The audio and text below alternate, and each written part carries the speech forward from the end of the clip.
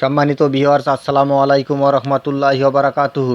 আশা করি সবাই আল্লাহর অশেষ রহমতে ভালো আছেন, সুস্থ আছেন। এই চ্যানেলে আরেকটি নতুন গুরুত্বপূর্ণ ভিডিওতে আপনাদের সবাইকে স্বাগতম। আজকে আলোচনা করব 18তম শিক্ষক নিবন্ধন ফল প্রকাশের এক সপ্তাহ পর ভাইবা। বিস্তারিত থাকছে ভিডিওতে।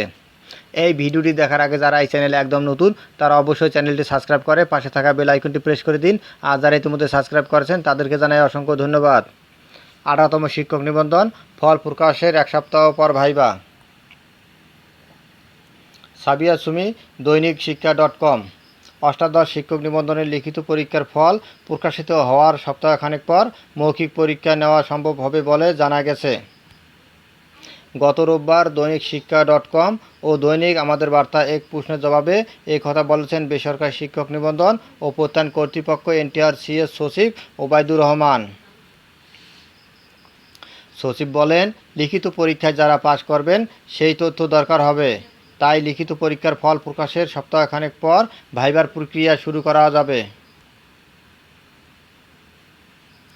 এর আগে 18তম নিবন্ধনের লিখিত পরীক্ষা 12 ও 13 জুলাই অনুষ্ঠিত হবে বলে বিজ্ঞপ্তি প্রকাশ করে বেসরকারি শিক্ষক নিবন্ধন ও প্রত্যয়ন কর্তৃপক্ষ NTRC-এ।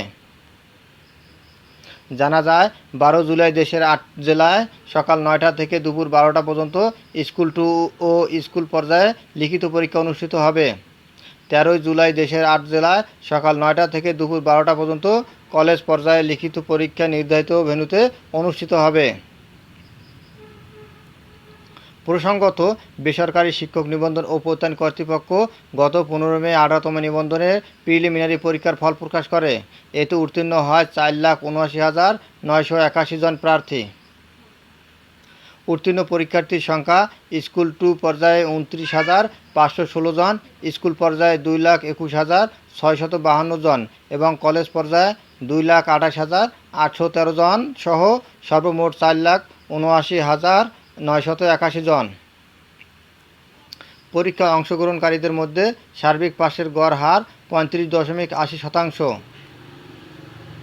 NTRC 18তম নিবন্ধনের প্রিলিমিনারি পরীক্ষার ফল প্রকাশ করেছে তাতে দেখা গেছে বিপুল সংখ্যক প্রার্থী পাশ করতে পারেননি।